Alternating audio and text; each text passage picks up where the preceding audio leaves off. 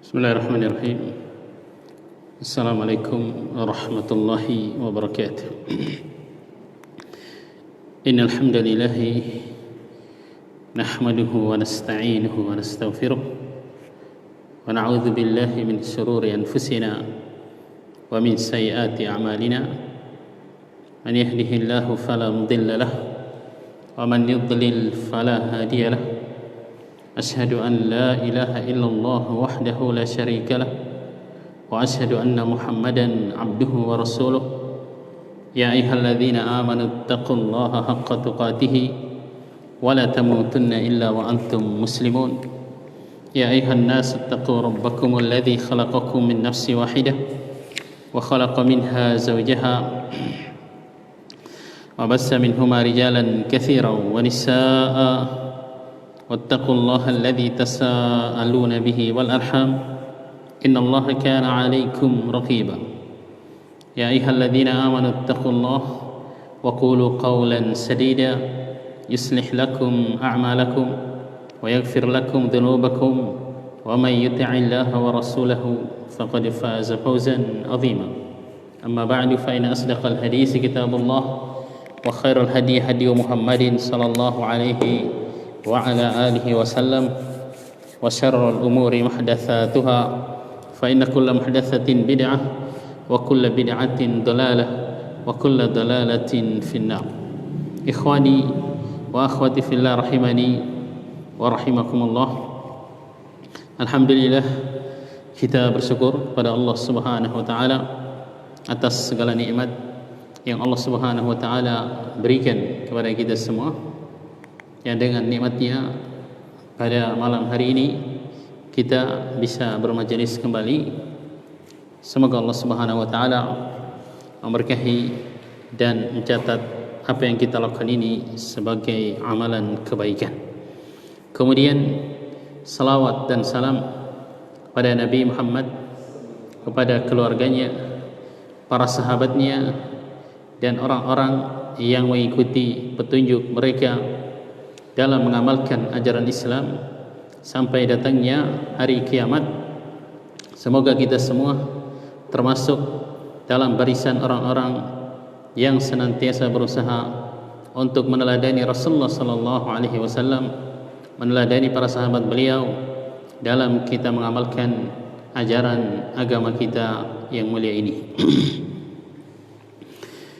Ikhwani wa akhwati fillah rahimani wa rahimakumullah. Kita lanjutkan kajian kita membaca kitab Al-Qawaidu wal Usul Al-Jami'ah wal Furuq wat Taqasimul Badi'atun Nafi'ah yang ditulis oleh Syekh Abdurrahman bin Nasir As-Sa'di rahimahullah, yang pada kajian kemarin kita sedang membahas kaidah yang ke-31. Kita sudah bacakan apa yang disampaikan oleh Syekh sebenarnya. Ini kaidahnya, kata Syekh,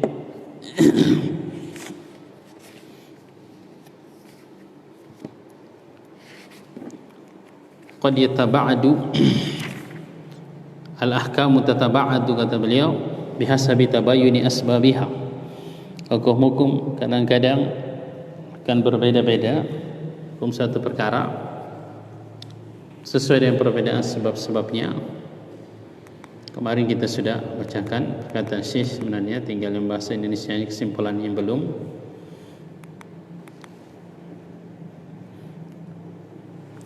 Kaidah ini kata Syekh berkaitan dengan pentingnya kita mengetahui sebab atau hikmah atau illah ditetapkannya hukum satu perbuatan atau satu benda, satu ucapan. Ya. Dalam ungkapan lain para ulama mengatakan al-hukmu yadurru ma'a illatihi wujudan wa adaman. Di antara contohnya kemarin disebutkan oleh Syekh dalam masalah persaksian, syahadat. Persaksian satu orang laki-laki ditambah dengan persaksian dua orang perempuan, itu bisa dipakai untuk menetapkan kepemilikan harta. Demikian pula persaksian seorang laki-laki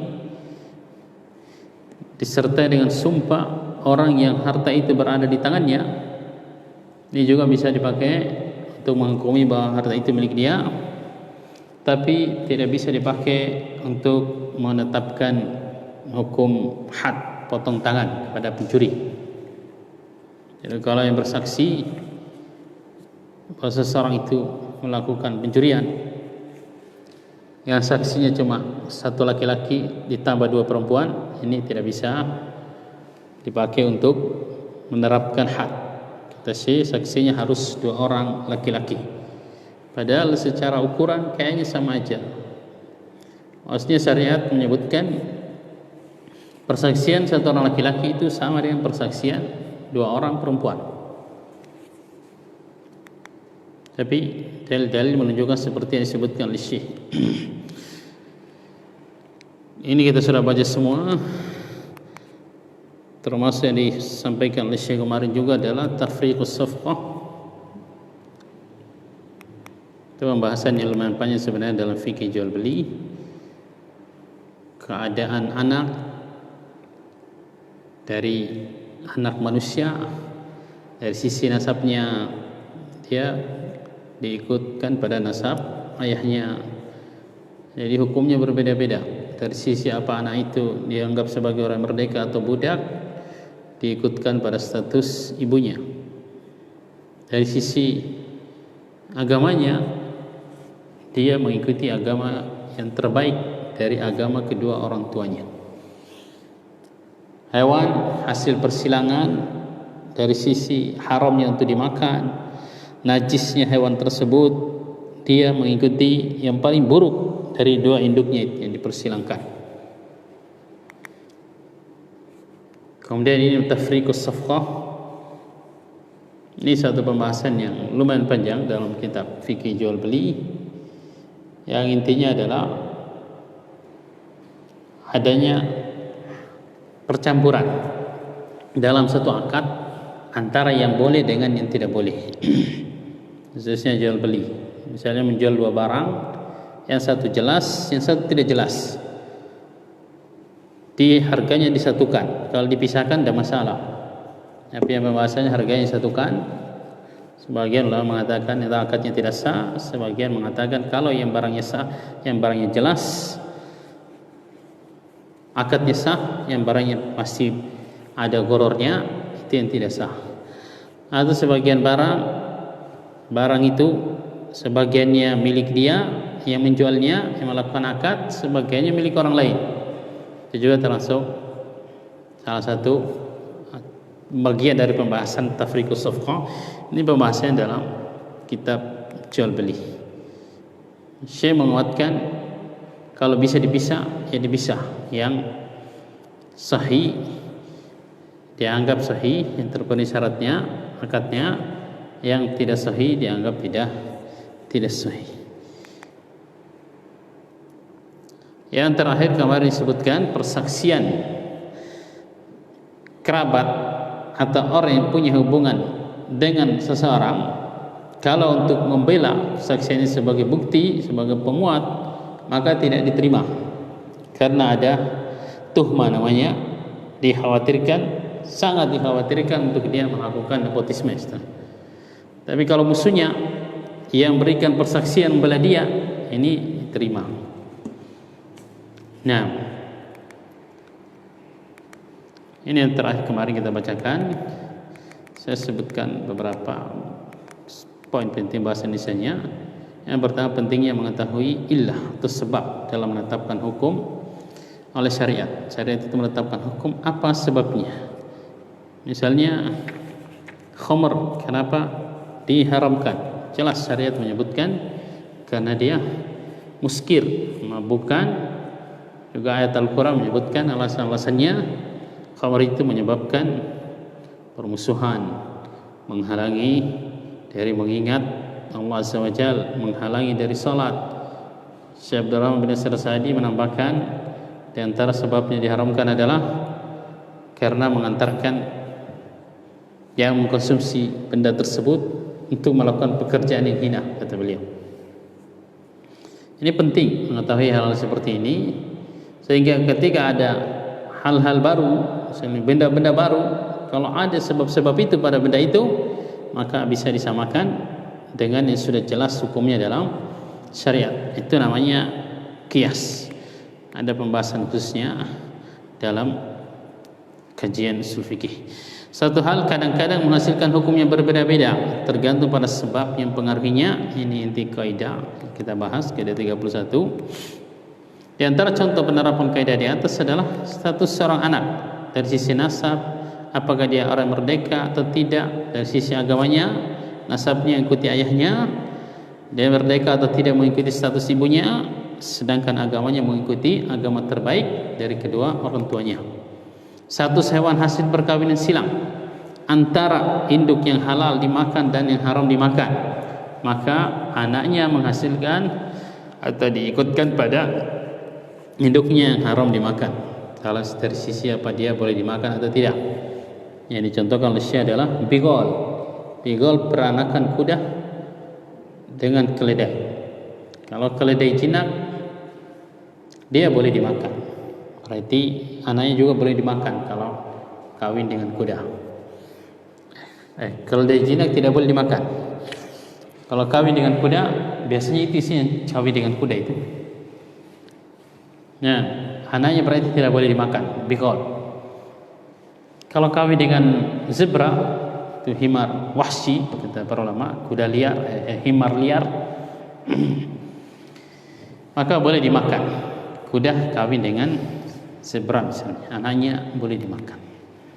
Seorang yang adil, persaksiannya kadang diterima, kadang tidak diterima. Tergantung kalau dia membela orang yang punya hubungan dengan dia, membela ayahnya, anaknya, ini enggak diterima persaksian karena dia tertuduh akan melakukan kecurangan, nepotisme dalam persaksiannya. Padahal dia orang yang adil. Mungkin dia seorang ulama, tapi persaksiannya dalam membela anaknya atau istrinya itu enggak diterima di pengadilan. Nah, tapi kalau dia bersaksi membela musuhnya, ini diterima karena tidak ada tuduhan untuk melakukan kecurangan dalam masalah itu. Asalnya musuh itu yang mau dijatuhkan, ini malah dia membelanya, berarti jujur pasti dia memberikan persaksian. Ini pembahasan dalam dunia pengadilan. Kita lanjutkan kaidah ke-32. Kata Syekh, al-qaidatu tsaniyatu was-salasun man adda an ghairihi wajiban bi niyatir ruju' alaihi ruju' wa illa fala. Siapa yang menunaikan kewajiban orang lain dengan niat akan diganti oleh yang memiliki kewajiban itu, maka harus diganti. Jika tidak diniatkan untuk diganti, maka tidak berhak minta diganti. Jadi boleh, terutama kewajiban-kewajiban yang tidak butuh niat. Boleh, misalnya hutang itu nggak butuh niat untuk dibayarkan. Kita tahu teman kita punya hutang, boleh kita bayarkan. Kalau niatnya kita, teman kita itu akan bayar ke kita nanti, maka harus dia bayar sih. Kalau nggak ada niat seperti itu, tidak harus, tidak berhak juga untuk dituntut karena nggak diwakilkan, nggak disuruh misalnya oleh teman kita bayarkan. Nah, tapi kalau hal-hal yang butuh niat, yang akan disebutkan oleh Syekh, tidak boleh tanpa diwakilkan kita menunaikan kewajiban orang lain. Harus disuruh oleh atau diwakilkan oleh dia baru sah. Misalnya bayar zakat. Bayar zakat itu kata para ulama itu ibadah yang butuh niat.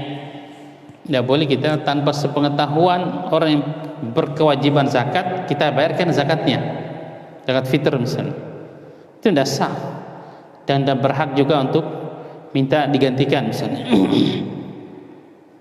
Karena dia tidak menunjuk kita sebagai wakil dia. Ini bahasanya kata Syekh, al-qaidatu tsaniyatu was-salasun man ada an ghairihi wajiban bi niyatir ruju' alaihi raja' wa illa falah. Siapa menunaikan kewajiban orang lain dengan niat kembali kepada dia, maksudnya akan dibayarkan kembali kepada dia, maka dia berhak minta atau wajib diganti, dibayar kembali kepada yang membayarkannya. Kalau tidak, tidak juga, kata Syekh. Beliau membawakan dalil kaidah ini ayat tentang menyusui, yaitu kewajiban untuk menanggung biaya air susu anak, itu adalah kewajiban ayah dari anak tersebut. Jadi seandainya seorang ibu itu tidak mau menyusui anaknya, dia tidak berdosa. Atau dia mau menyusui anaknya tapi minta dibayar oleh suaminya. Makanya orang Arab kan dulu ada kebiasaan mereka menyusukan anak mereka ke orang lain. Biasanya di orang-orang desa, orang kampung yang dipilih untuk menyusui anak mereka, karena dari sisi gajinya juga murah. Kemudian kita pernah bahas di kitab sirah masalah ini. Di desa itu lingkungannya lebih sehat daripada di kota. Apalagi sekarang kota banyak corona. Kampung-kampung insya Allah belum sampai. Ya, udara yang lebih sejuk. Ya, kalau bahasanya, bahasa Arabnya misalnya di kampung itu lebih fasih, lebih resmi istilahnya daripada yang sudah lingkungan perkotaan. Yang menanggung biaya penyusuan anak seperti itu adalah ayah dari anak itu. Termasuk Rasulullah SAW kan disusui oleh Halimah As-Sa'diyah. Nah, Syekh menyebutkan ayat tentang persusuan. Kata Allah Azza wa Jalla, "Fa in arda'na lakum fa'atuhunna ujurahunna." Kalau mantan istri kalian, ini ayatnya ini kan surat At-Talaq, berbicara tentang suami istri yang sudah cerai, punya anak bayi. Kalau istri kalian itu mau menyusui anak kalian, kata Allah Azza wa Jalla, maka fa'atuhunna ujurahunna, berikan gajinya. Nah, padahal anaknya sendiri itu, anaknya wanita itu. Jadi ibunya yang asli yang menyusui, tapi ini sudah cerai. Gak cerai juga boleh sebenarnya kalau istri minta dibayar dari dia menyusui anak dari suaminya, anaknya bersama dia. Kata Syekh, lianna ujratar radha'i 'alal ab, karena gaji biaya persusuan anak itu kewajiban ayahnya. Fa in arda'atil ummu tifla lahu, kalau ibu dari anak itu menyusui anak itu untuk suaminya, maka faqad qamat alaihi biwajibin, ibu itu, wanita itu telah menunaikan satu kewajiban dari ayah dari anak itu. Fatarjiul bil ujrati alal ab, maka boleh dia atau berhak untuk mendapatkan gaji dari ayah anak tersebut. Terutama sekali kayak yang permasalahan seperti ini biasanya ini kalau sudah cerai. Ya, anaknya, istrinya nggak mau lagi bawa anak itu misalnya, tidak mau susui, padahal anaknya masih balita, masih mungkin baru setahun atau baru 5 bulan, cerai oleh suaminya. Boleh seandainya anak itu dibawa oleh ibunya, minta gaji lebih dari sekedar biayanya, gajinya baby sister gitu. Kalau baby sister kan cuma dirawat aja, mungkin nggak disusui. Ini ibunya disusui dan dirawat. Nah, jadi kata Syekh, dalam kasus ini kalau ibunya itu niatnya digaji oleh mantan suaminya, maka dia berhak untuk mendapatkan itu. Tapi kalau nggak diniatkan itu, terutama misalnya para wanita yang belum cerai dengan suaminya, dia dengan sukarela insya Allah menyusui anak-anaknya juga, anaknya dia dengan suaminya, maka tidak berhak untuk minta digaji. Nah, wa mislu dzalik, seperti itu juga masuk dalam kaidah ini, kata Syekh, man anfaqa ala zaujati ghairihi aw auladihi an-nafaqatal wajibah, siapa menafkahi, membiayai hidupnya istri orang lain dan anak-anaknya, temannya misalnya punya istri, punya anak, pergi merantau dan dinafkahi oleh temannya masih di kampung. Kalau yang menafkahi itu berniat, kata Syekh, untuk dibayar ulang nanti oleh si asalnya wajib untuk menafkahi mereka itu, maka kata Syekh dia berhak untuk mendapatkan gantinya itu. Sama juga au ala man tajibu alaihi nafaqatuhum minal mamalik wal bahaim, atau merawat, menafkahi sesuatu yang kewajiban orang lain sebenarnya untuk merawat dan menafkahinya, berupa budak misalnya atau hewan ternak. Itu kan kewajiban pemiliknya itu untuk menafkahinya. Jadi kalau punya hewan ternak wajib dikasih makan tiap hari, tidak boleh suruh puasa misalnya, dan disuruh kerja berat. Demikian pula budak, seandainya bukan dia melakukannya, orang lain. Kalau si pelakunya itu menunaikan itu, dia niatnya untuk akan dibayar ulang oleh si yang punya kewajiban asli, maka kata Syekh roja'. Kalau tidak, enggak. Wa khususan idza kanatil ainu biyadil murtahin wal ajiri wa nahwi. Khususnya juga pembahasannya dalam barang jaminan. Ada barang-barang jaminan yang butuh biaya perawatan misalnya. Ini kalau ditaruh, biasanya kan ditaruh atau dipegang oleh si pemberi hutang kan. Jaminannya kalau hewan ternak ya butuh makan kan, pasti butuh seperti itu. Syariat membolehkan si pemegang barang jaminan itu untuk memanfaatkan hewan ternak itu sesuai dengan biaya perawatannya. Kalau dia bisa ditunggangi, boleh ditunggangi. Kalau dia bisa diperah susunya, boleh diperah susunya, tapi sesuai dengan kebutuhan biaya perawatannya. Nah, atau barang-barang lain yang dia butuh biaya perawatan memang, maka kalau asalnya misalnya ditanggung oleh si pemberi hutang, jadi dia kasihan sudah memberikan hutang, kemudian orang yang berhutang itu menjaminkan barangnya dijaga oleh dia, dibiayai setiap bulan mungkin. Maka kalau dia berniat ini biaya ini harus kembali ditanggung lagi oleh si pemilik barang itu, karena statusnya sekarang barang itu sekedar jaminan aja, bukan miliknya si pemberi hutang, masih miliknya yang berhutang itu barang itu. Maka ya, itu nanti biayanya berapa dibayar juga ketika barang itu sudah dikembalikan atau mungkin dijual, ditambahin dengan hutangnya misalnya, kata Syekh. Nah, sama dengan yang menunaikan hutang orang lain, bayarkan hutang orang lain, falahu ruju' idza nawar ruju'. Boleh dia rujuk, maksudnya dibayar kembali ke dia kalau dia meniatkan seperti itu.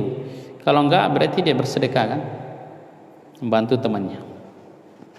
Ini fa inna wa fi hadhil masail at-tabarru'a. Kalau dalam pembahasan-pembahasan ini, contoh-contoh ini, si pelakunya itu niatnya tabarru' itu sosial, membantu, awalam yanwi rujuk', atau tidak meniatkan untuk kembali kepada dia, maka lam yarji', dia tidak berhak untuk menuntut dibayarkan. Ini kembali pada kejujuran orang yang melakukan hal ini. Bisa aja dia bohong setelah dia tahu kalau ternyata kalau dia niat itu dibayar ulang, dia berhak untuk menuntut. Kalau sebelumnya mungkin dia ingin bantu aja, akhirnya dia mengaku kemarin itu saya bayarkan niatnya agar kamu bayar ke saya katanya, dan lebih longgar misalnya pembayarannya. Setelah dia tahu pembahasannya, padahal awalnya mungkin niatnya dia membantu aja, berarti asalnya enggak berhak dia untuk minta dibayar, kata Syekh. Li'annahu lam yuwakkilhu, karena dia tidak ditunjuk sebagai wakil suruh untuk bayarkan. Walam ya'zan lahu, bahkan tidak diizinkan, tidak ada izin. Cuma karena dia tahu, dia bayarkan aja. Nah, tapi kata Syekh tetap kembali kepada niatnya. Wa hadzal masail fi duyun allati la tahtaju ila niyyah. Ini dalam masalah masalah-masalah yang berkaitan dengan hutang yang tidak butuh niat dalam menunaikannya. Saya singgung tadi, amma ma yahtaju ila niyah, adapun ibadah-ibadah atau hal kewajiban-kewajiban yang berkaitan yang butuh kepada niat, kazakati, seperti dalam menunaikan zakat, wan nazri, menunaikan nazar, wa ghairiha, al-kafarat, membayar kafarah dan selainnya. Faman adaha an ghairihi lam yarji, siapa menunaikan kewajiban orang lain maka tidak kembali kepada dia, tidak berhak untuk minta digantikan. Li'annal ada'a la yufid, karena penunaian dia itu tidak ada manfaatnya. Maksudnya tidak melepaskan kewajiban yang asalnya wajib untuk bayar zakat misalnya, tapi dibayarkan oleh temannya tanpa sepengetahuan dia, ini enggak sah, tetap wajib zakat itu orang walaupun sudah dibayarkan oleh temannya. Jadi enggak berhak untuk minta diganti, enggak. Beda dengan hutang tadi, kalau sudah dibayarkan pada selesai sudah dia. Nah, tidak berhak lagi untuk menuntut hutangnya itu kepada orang yang berhutang asli kalau sudah ada yang bayarkan pada asalnya. Lianna alladhi alaihi zakatu wa nahwaha lam yuwakkil ad-dafi, karena orang yang punya kewajiban zakat atau tadi kewajiban bayar kafarah atau menunaikan nazar tidak mewakilkan pada orang yang menunaikannya itu. Dia sendiri asalnya ingin membantu, ternyata tidak sah juga sebenarnya, karena ini ibadah-ibadah yang butuh niat, kata Syekh. Nah, ini contoh pembahasan kaidah ke-32. Jadi sekali lagi dari kaidah-kaidah seperti ini kita menjawab pertanyaan-pertanyaan. Wah, ini gini aja jawabannya, tidak perlu pakai dalil. Siapa yang menaikkan kewajiban orang lain yang tidak disyaratkan padanya niat khusus, maka konsekuensinya tergantung dari niat yang menunaikannya. Kalau dia niatkan untuk dibayar ulang, maka akan dibayar ulang, harus dibayar ulang. Kalau tidak, ya tidak. Berarti sosial istilahnya, tabarruk. Kalau tidak diniatkan, rujuk. Ibadah yang butuh niat khusus tidak sah kalau ditunaikan oleh selain yang wajib kepadanya, yang wajib kepadanya kewajiban tersebut. Jadi harus dia sendiri yang menunaikannya. Di antara contoh penerapan kaidah di atas adalah seorang wanita yang menyusui anaknya atau anak orang lain. Kalau dia niat digaji, ya boleh minta gaji. Kalau enggak, iya tadi tabarru, berarti sosial, dia berbuat baik aja, dapat pahala insyaallah. Seorang yang bayarkan utang orang lain, tergantung niatnya. Seorang yang bayarkan zakat saudaranya tanpa diwakilkan, maka zakatnya tidak sah dan tidak wajib untuk digantikan apa yang telah dibayarkan itu. Nah, itu pembahasan ringkasnya kaidah ke-32. Kita lanjutkan kaidah ke-33. Panjang-panjang kaidahnya. Kata Syekh, al-qaidatu salisatu was-salasun. Kaidah ke-33. Idza tazahamatil masalihu qudimal a'la minha. Jika ada beberapa maslahat yang ada di hadapan kita, yang bisa kita ambil salah satunya aja, tapi tidak bisa kita semuanya kita dapatkan, maka kata saya didahulukan yang paling tinggi maslahatnya. Ada ibadah di hadapan kita ini, satu yang sunnah, satu yang wajib, jelas kita dahulukan yang wajib. Nah, kita sedang sholat tahiyatul masjid misalnya, kemudian diqomati, ya kita batalkan aja sholat kita itu yang tahiyatul masjid, kita dahulukan sholat fardu, karena jelas lebih besar maslahatnya ibadah-ibadah yang wajib daripada yang sunnah. Nah, nanti akan dicontohkan oleh Syekh.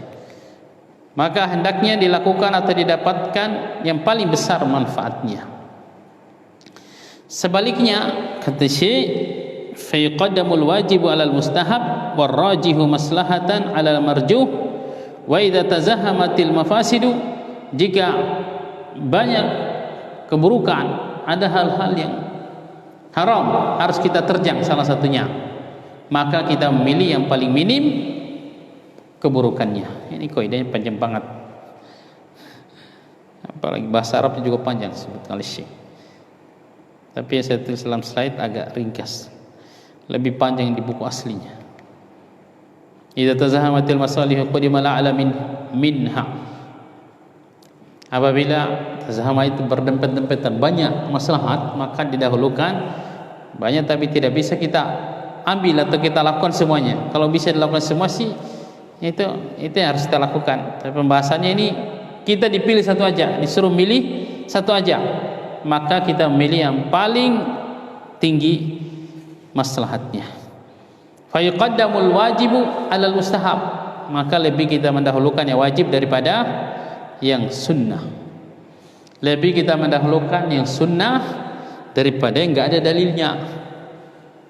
Ini banyak di masyarakat sibuk melakukan hal-hal yang tidak ada petunjuknya dari Rasulullah sallallahu alaihi wasallam. Ditanya yang ada dalilnya enggak tahu. Jadi mereka misalnya setiap hari baca salawat yang tidak pernah diajarkan oleh Rasulullah sallallahu alaihi wasallam. Salawat yang jelas-jelas diajarkan oleh Rasulullah sallallahu alaihi wasallam. Ada yang sanadnya paling sahih, yaitu salawat Ibrahimiyah, itu malam jarang mereka baca kecuali dalam solat misalnya, padahal itu yang paling afdol kata para ulama. Nah, warajih minal amraini alal marjuh, lebih kita memilih yang lebih rajih dari dua hal daripada yang sedikit atau kurang kuat, kurang rajih. Demikian sebaliknya, kalau banyak keburukan kita harus disuruh menerjang salah satunya, maka kita memilih yang paling minim keburukannya. Misalnya antara kita mau mati dengan makan bangkai katanya, antara kita pilih makan bangkai kan, biar hidupkannya itu lebih sedikit madaratnya daripada ada wanita yang kecelakaan di hadapan kita bukan mahram. Kalau kita nggak tolong dia, kemungkinan akan mati, terpaksa diangkat dibawa ke rumah sakit misalnya. Nah, tapi tetap dalam kondisi seperti itu tuqaddaru biqadariha. Jangan misalnya yang boleh dipegang, yang bisa seharusnya boleh tidak menyentuh kulitnya, dia pegangnya sampai menyentuh kulitnya. Sebagian sih yang kami dengar orang-orang kesehatan ada yang nakal seperti itu katanya. Harusnya dilihat ya sekedarnya aja, tapi dia buka semua gitu. Atau yang dipegang ya secukupnya aja, tapi kemana-mana dia pegang katanya. Itu nggak boleh. Nah, Syekh di sini menyebutkan beberapa dalil tentang kaidah ini. Yang pertama ayat 9 dalam surat Al-Isra, ayat kaidah umum bahwa semua yang ditunjukkan dalam Al-Quran itulah yang terbaik. Nah, hadani aslani aziman, ini dua kaidah yang agung kata Syekh. Qala Allah Ta'ala, Allah SWT berfirman, inna hadzal Qur'ana yahdi lillati hi aqwam. Sesungguhnya Al-Quran ini dia menunjukkan ke jalan yang paling lurus, ai aslah, yang terbaik, wa ahsan, dan paling bagus. Qala Ta'ala, Allah Ta'ala berfirman, wattabi'u ahsana ma unzila ilaikum min rabbikum, ikuti yang terbaik dari apa-apa yang diturunkan kepada kalian dari Rabb kalian, yaitu Al-Quran. Itulah yang terbaik. Nah, wa qala ta'ala, alladzina yastami'una al-qawla fayattabi'una ahsana, orang-orang yang mendengarkan perkataan dan mereka mengikuti sebaik-baik perkataan. Rasulullah SAW mengatakan sebaik-baik perkataan adalah perkataan Allah Subhanahu wa ta'ala. Siapa mereka itu? Ulaika alladzina hadahumullah, mereka itulah orang-orang yang Allah berikan hidayah. Wa ulaika hum ulul albab, mereka itulah orang-orang yang waras, yang berakal, yang sebenarnya. Jadi orang yang mengamalkan Al-Quran, pelajari Al-Quran, mengamalkannya, mengajarkannya, kata Allah Azza wa Jalla, mereka itulah orang yang mendapatkan hidayah. Mereka itulah orang-orang yang cerdas, asli cerdas, walaupun dia di sekolah mungkin tidak dapat juara, tapi dia amalannya mengikuti Al-Quran. Ada yang profesor, doktor, tapi goblok misalnya dalam menentang ayat-ayat Allah Azza wa Jalla. Itu orang yang bukan ulul albab. Ya.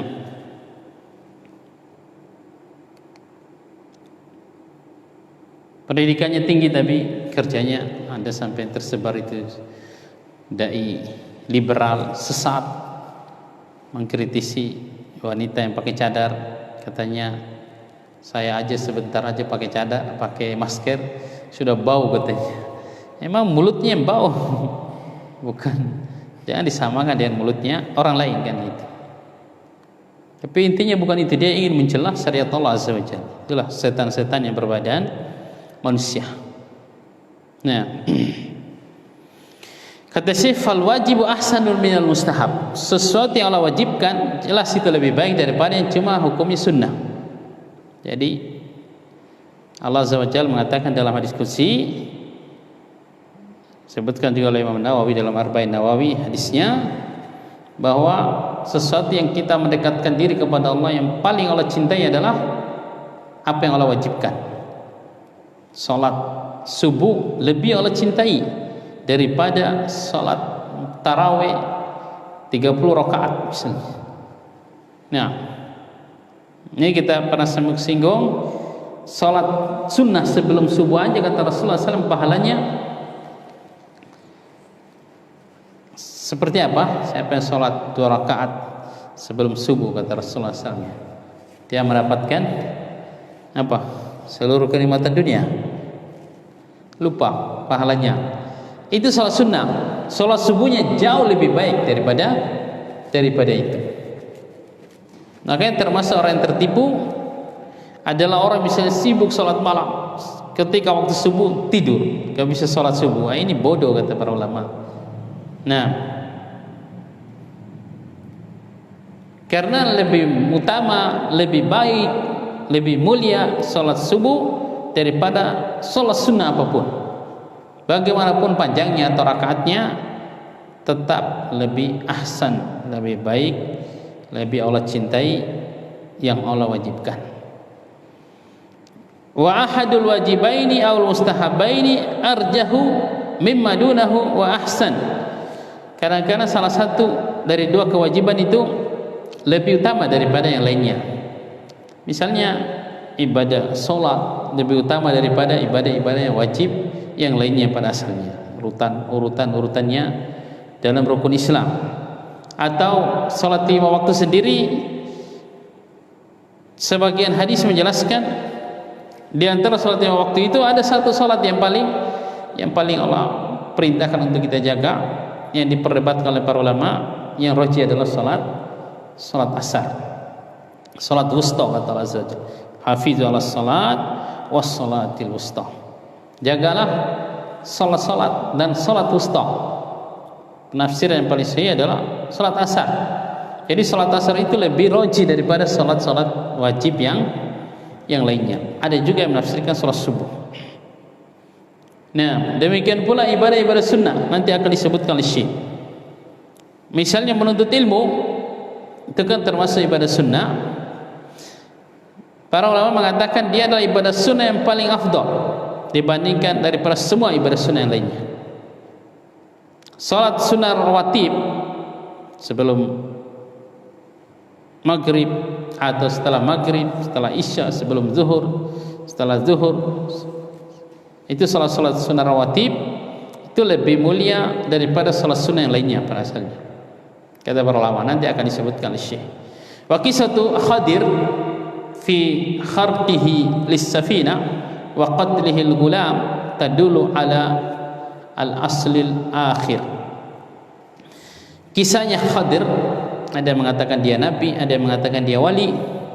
Dalam dia membolongi, merusak sedikit perahu yang dia tumpangi bersama Nabi Musa dan membunuh anak yang belum berdosa.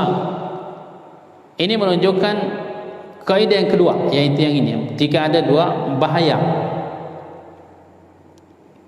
kita harus menerjang salah satunya, maka dipilih yang lebih sedikit bahayanya. Wa dzalika annal hal da'iratun baina qatlihi lil gulam wa hiya mafsadah wa baina irhaqihi li abawahi al-kufra wa hiya mafsadatun a'zam. Ini kalau dalam kisah dia membunuh atau kalau merusak perahu, oh ini di bawahnya merusak perahu, harus merusak perahu dulu. Dalam kasusnya Khadir ini membunuh anak, ini sampai diprotes oleh Nabi Musa. Kenapa bunuh dia? Nggak ada alasan sama sekali. Karena Nabi Musa belum tahu.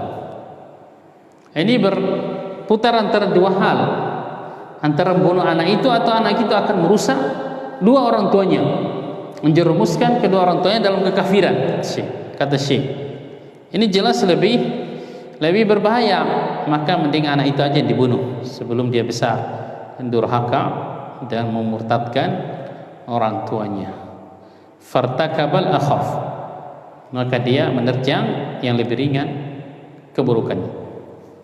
Demikian pula dalam perbuatan Khadir melubangi atau merusak sedikit perahu yang dia tumpangi, ini memang mafsadah, tapi lebih besar mafsadatnya dihabus safinati kulliha, daripada perahu atau kapal itu diambil semuanya, dirampas oleh raja bajak laut yang ada di depan mereka. Nggak bisa lagi mereka kerja cari ikan kalau kapalnya diambil. Kalau cuma sekedar dilubangi, dirusak dikit, masih bisa diperbaiki. Kan si rajanya itu dia mengambil kapal yang tidak ada kerusakan sama sekali, kapal yang bagus-bagus saja. Kalau yang sudah ada rusaknya dia malas perbaiki, ngapain? Kan kalau masih ada yang bagus-bagus, ambil yang bagus-bagus. Nah, ini untuk menyelamatkan orang-orang miskin. Kata Allah Azza wa Jalla, "Fakanat limasakin ya'maluna fil bahr." Perahu itu miliknya orang-orang miskin yang kerja di laut. Yang kita sebutkan itu di antara dalil bahwa orang miskin itu punya harta, punya pekerjaan, tapi tidak mencukupi kebutuhannya. Yaitu dia punya perahu. Bagi Indonesia perahu itu mahal. Ya, tapi tidak mencukupi kebutuhannya. Allah sebutkan mereka miskin. Fayadkhulu fi masalah fi hadain al-aslaini min masailil ahkami ma la yuhad. Masuk dalam dua kaidah ini dari hukum-hukum yang tidak bisa dibatasi jumlahnya. Fa idza darul amru baina fi'lil wajib wal masnun, jika berputar satu urusan itu antara mengerjakan yang wajib dan yang sunnah, jelas kata saya wajib taqdimul wajib.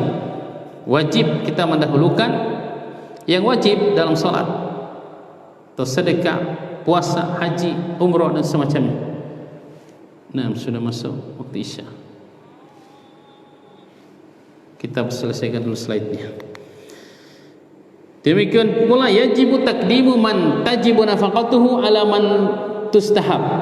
Wajib kita mendahulukan orang yang wajib untuk kita nafkahi, misalnya istri kita, anak kita, orang tua kita, daripada orang-orang yang cuma dianjurkan untuk kita nafkahi. Orang yang tidak punya hubungan kerabat dengan kita, dia miskin, itu pada asalnya tidak fardu ain untuk kita nafkahi. Negara sih harusnya yang menanggungnya. Nah, wala sadaqatil mustahabbah lebih dahulukan. Wa yajibu taqdimu man tajibu ta'atuhu ala man tustahab. Wajib kita mendahulukan orang yang wajib untuk kita taati daripada orang yang tidak wajib untuk kita taati. Orang tua misalnya atau penguasa itu wajib untuk kita taati. Tapi kalau teman, cuma pemerintah atau mengusulkan, tidak wajib ditaati. Contoh-contoh kata Syekh mendahulukan yang wajib dari sunnah itu banyak sekali. Di antara contohnya adalah dua hal yang wajib mana yang lebih dahulukan tentang sikap seorang istri, antara dia mentaati suaminya dan mentaati orang tuanya. Mana yang lebih dahulukan? Mentaati suaminya kata Syekh. Lebih wajib seorang istri itu mentaati suaminya daripada mentaati kedua orang tuanya. Adapun suami, dia lebih wajib untuk mentaati orang tuanya daripada mentaati istrinya. Jangan dibalik masalah ini ya. Jadi suami itu berkewajiban untuk berbakti kepada kedua orang tuanya, bahkan lebih wajib kata para ulama untuk dia berbakti kepada kedua orang tuanya daripada berbakti kepada istri dan anak-anaknya. Jadi harus diperhatikan masalah ini, masalah ketaatan istri terutama kepada orang tuanya dengan ketaatan kepada suaminya. Kata Syekh, saya tebalkan itu tulisannya, ta'atul mar'ati li zawjiha muqaddamatun ala ta'atil abawain. Ketaatan seorang wanita kepada suaminya lebih didahulukan daripada ketaatan dia kepada kedua orang tuanya. Wa yuqaddimul 'abdu ta'atallah ala ta'ati kulli ahdin. Seorang hamba lebih mendahulukan ketaatan kepada Allah daripada ketaatan kepada siapapun. Ini kadang berat sekali ini untuk kita terapkan. Nah, terutama orang yang baru ngaji lebih berat lagi. Yang sudah lama ngaji juga berat. Di satu sisi pekerjaannya melarang dia, misalnya harus dia bersih terus jenggotnya, misalnya wanita tidak boleh pakai hijab yang besar. Ini kan ketaatan kepada Allah, tapi itu bertentangan dengan ketaatan kepada atasannya di perusahaan. Jelas kata Syekh lebih mendahulukan ketaatan kepada Allah, tapi ini berat, butuh akidah dan ilmu yang mantap dan teman-teman yang baik.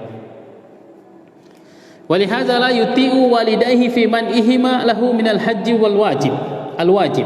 Oleh karena ini seseorang tidak boleh mentaati kedua orang tuanya jika kedua orang tuanya itu melarang anaknya untuk berangkat menunaikan ibadah haji yang wajib untuk dia kerjakan. Dia belum pernah menunaikan ibadah haji, mampu sekarang dengan harta dan badannya, orang tuanya melarang karena takut corona misalnya. Enggak usah diikuti itu. Ikuti perintah Allah, kata Syekh. Demikian pula umrah atau wajib yang fardu ain, enggak perlu izin kepada orang tua kan. Misalnya negeri kita diserang oleh orang kafir, maka siapapun yang mampu berperang di negeri itu wajib angkat senjata.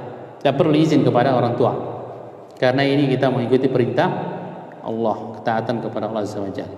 Wala ta'ata li makhluqin fi ma'siyatil khaliq. Termasuk dalam kaidah ini, tidak boleh kita mentaati makhluk dalam bermaksiat kepada Allah Azza wa Jalla.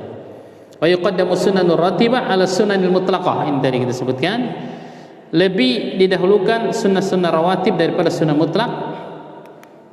Masih ada satu slide lagi kayaknya, sudah azan. Lebih kita mendahulukan ibadah-ibadah mutaaddi yang manfaatnya kepada banyak orang daripada manfaatnya terbatas. Nah,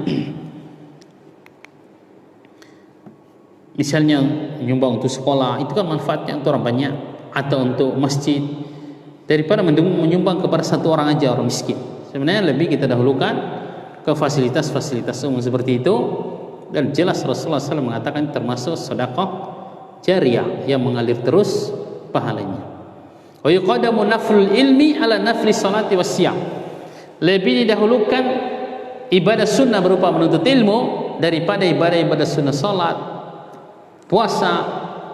Nah, jadi kadang-kadang kita kajian enggak salat sunnah kan, azan aja, nanti setelah selesaikan kajian langsung qomat. Ya karena ini kita menimbang mana yang lebih besar maslahatnya, dan dalam keadaan kita nggak bisa mendapatkan kedua-duanya, kita pilih yang lebih besar maslahatnya. Wassadaqatu 'alal qarib, lebih kita dahulukan sedekah kepada kerabat daripada sedekah kepada orang yang tidak ada hubungan kerabatnya dengan kita. Nah, termasuk bayar zakat misalnya, kalau baitul malnya nggak jelas, ini pernah ditanyakan kemarin sama sebagian ikhwan kita lewat Japri seperti itu, boleh nggak kita ngasih zakat kepada kerabat kita yang miskin atau yang punya hutang? Dia bilang kalau dia termasuk orang yang berhak mendapatkan zakat, dia lebih berhak untuk mendapatkan zakat antum daripada antum kasih ke baitul mal, karena dia punya hubungan kerabat dengan antum dan dia tahu antum kaya, bisa bantu dia. Nah, ini kata Syekh. Contoh kaidah kedua, tadi sudah disebutkan masalah apa tadi? Masalah kisahnya Khidir. Ini tadi, siapa yang terpaksa dia harus makan benda yang haram, dia mendapatkan kambing yang bangkai, yang sudah jadi bangkai, atau dia harus memburu, menangkap kambingnya orang lain masih hidup atau malah hewan buruan padahal dia sedang berihram. Dua-duanya haram. Tapi yang lebih ringan adalah dia mau menangkap hewan buruan, kata Syekh, disembeli, kan halal sebenarnya dagingnya itu, yang haram perbuatan dia berburu itu. Adapun tadi kalau dia makan yang bangkai, ya memang haram asalnya dagingnya. Jadi lebih didahulukan yang lebih sedikit madaratnya. Fa yuqaddamu wa yuqaddamu maitatu syad 'ala al-kalb. Di depan kita misalnya ada bangkai kambing dan ada bangkai anjing. Mana lebih dahulukan? Ya, bangkai kambing. Kata Syekh, itu lebih ringan madaratnya. Siapa yang dia terpaksa harus menggauli istrinya, punya istri dua misalnya, yang satu sedang puasa, yang satu sedang haid, dua-duanya nggak boleh digauli. Mana yang dipilih nih? Yang sedang haid atau yang sedang puasa? Kata Syekh, pilih yang sedang puasa, katanya. Liana akhaf, liana al-fitr yajuz bidaruratil ghaib. Karena istri itu boleh suruh berbuka, kata Syekh, karena dibutuhkan oleh orang lain. Adapun orang istri yang sedang haid nggak boleh digauli, kan? Di antara contoh boleh seseorang itu berbuka karena kebutuhan orang lain, boleh membatalkan puasanya, adalah wanita yang hamil, wanita yang sedang menyusui. Kalau dia khawatir anaknya akan berbahaya dengan dia puasa, boleh kan dia tidak berpuasa? Berarti istri yang sedang berpuasa diajak oleh suaminya untuk melakukan yang boleh dilakukan oleh suami istri, boleh dia membatalkan puasanya. Apalagi suaminya katanya, wah sudah nggak kuat, maka boleh, kata Syekh, daripada menggauli istrinya yang sedang, istri yang lain misalnya sedang haid. Wa yuqaddamu ma fihi subhatun 'alal haramil hal. Hendaknya kita mendahulukan menerjang hal yang masih ada syubhatnya dengan yang jelas-jelas murni haram. Wa hadza kulluhu idza tuliyal 'abdu bidzalik. Ini kalau keadaan seorang diuji dengan hal ini, dia harus memilih salah satunya. Wal mu'afa man afahu Allah. Orang yang terjaga adalah orang yang dijaga oleh Allah Azza wa Jalla. Dan kita alhamdulillah, insyaallah kita masih dijaga dari keadaan-keadaan seperti ini. Kadang-kadang kita dihadapkan dengan keadaan seperti ini, terutama kita yang punya lembaga, punya sekolah. Kadang-kadang kita diharapkan antara ini mana yang kita kerjakan ini, dua-duanya kita tahu ini nggak boleh sebenarnya, tapi kita lihat madaratnya ke depan seperti apa. Nah, itu kemarin saya sampaikan pada teman-teman pegawai, ya, kepala sekolah harus berijtihad dalam masalah seperti itu. Hendaknya melihat mana yang akhaf dararain. Kalau memang harus diterjang, ya itu yang diterjang. Yang terakhir saya menambahkan lagi contoh, jika sudah sempit waktu antara seorang itu sudah sedang melakukan sholat sunnah dan sudah dikomati, jelas dia harus mendahulukan sholat wajib kalau sudah qomat. Orang yang punya kewajiban untuk mengganti bulan qada Ramadan dengan puasa sunnah misalnya, waktunya sudah sempit, dia sudah tidak punya waktu lagi kecuali untuk qada aja, maka nggak boleh dia puasa sunnah lagi saat itu. Semua puasanya harus puasa qada yang hukumnya wajib lebih dahulukan. Nanti kita lanjutkan pembahasannya karena sudah masuk waktu Isya. Kita tutup dengan doa kafaratul majlis. Subhanakallahumma bihamdik, asyhadu an la ilaha illa anta astaghfiruka wa atubu ilaik. Wassalamualaikum warahmatullahi wabarakatuh.